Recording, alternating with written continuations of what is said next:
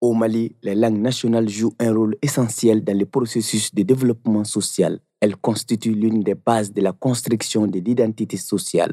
Dans l'article 31 de la nouvelle constitution, les 13 langues nationales sont désormais considérées comme des langues officielles. Quand vous prenez maintenant nos langues nationales qui sont devenues des langues officielles, ça veut dire que nous avons une perspective alors pour le développement vraiment de ces langues-là. Parce que on va non seulement travailler avec ces langues, au niveau, sur tous les plans, sur le plan juridique, sur le plan éducationnel, sur le plan de l'administration, etc., etc. Alors, l'objectif cherché et recherché, c'est vraiment de travailler avec ces langues nationales comme on travaille aujourd'hui avec le français. Bon, mais dire que ça va remplacer directement le français, ça c'est notre souhait. C'est le souhait le plus ardent. Mais ce n'est pas tout de suite. Malgré l'officialisation de ces langues, leur inclusion semble toujours un long processus dans plusieurs secteurs, dont l'éducation, l'administration et sur le plan juridique. Beaucoup d'intellectuels pensent qu'ils vont perdre leurs privilèges. Parce qu'ils vont revenir, ils vont apprendre les langues nationales. Donc, ils vont apprendre l'alphabet, ils vont apprendre les règles de transcription. Et on leur demande de transcrire, de transférer leurs connaissances qu'ils ont en français dans les langues nationales. Donc beaucoup d'intellectuels, par la paresse intellectuelle, et par aussi le fait qu'ils croient toujours que les langues nationales ne nous amènent à rien. Selon le ministère de l'Éducation nationale, plus de 70% de la population est analphabète. Des chiffres qui prouvent une fois de plus la nécessité de l'enseignement des langues nationales. Pour pallier ces fléaux, la Direction nationale de l'éducation non formelle et des langues nationales a ouvert un centre permanent d'alphabétisation des 13 langues nationales du Mali. C'est un centre qui a pour objet de former le maximum de citoyens maliens dans nos 13 langues nationales. Les 13 langues nationales reconnues par l'État malien. Donc c'est un centre qui forme, chaque cohorte est composée de 30 auditeurs. Chaque fois que ces auditeurs vont faire un séjour de 30 jours, un mois de formation, et qui leur permet d'acquérir les notions de base par rapport à l'écriture, au calcul, dans les différentes langues nationales. L'objectif, c'est vraiment non seulement d'avoir le maximum de population alphabétisée, parce qu'on sait qu'au Mali, plus de 70% de la population est analphabète. Ça, c'est des statistiques qui sont démontrées. Dans ce centre, il y a deux types de formation. La première est destinée à ceux qui souhaitent apprendre la langue et la seconde est pour ceux qui veulent apprendre les règles de transcription de la langue. Ici, il y a deux types de formation. Et il y a les porteurs de la langue, ceux qui sont porteurs de la langue et ceux qui ne sont pas porteurs de la langue.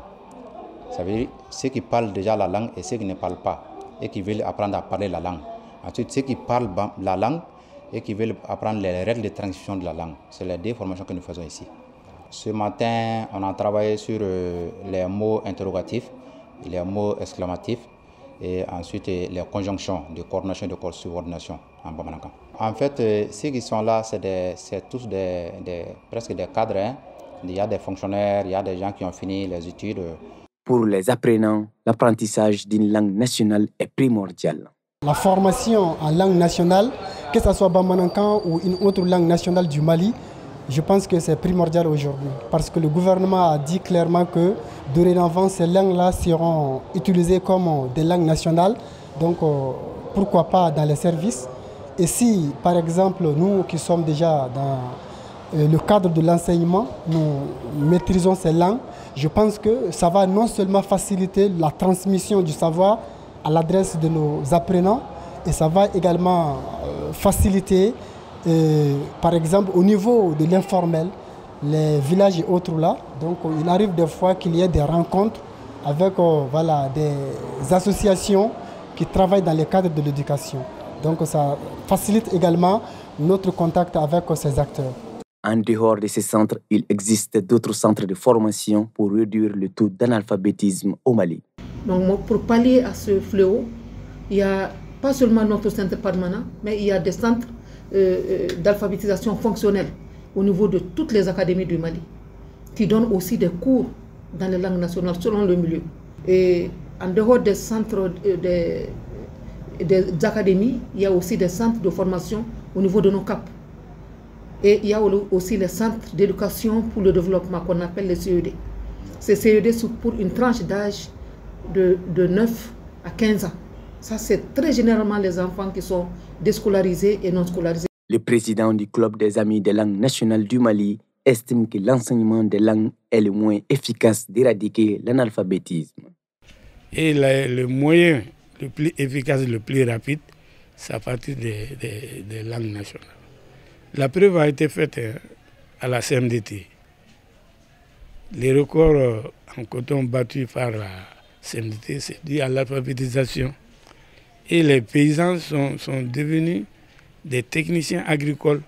Donc, c'est une nécessité avec le Mali croix qu'on veut compatir actuellement. C'est une nécessité absolue, incontournable de travailler avec les langues nationales.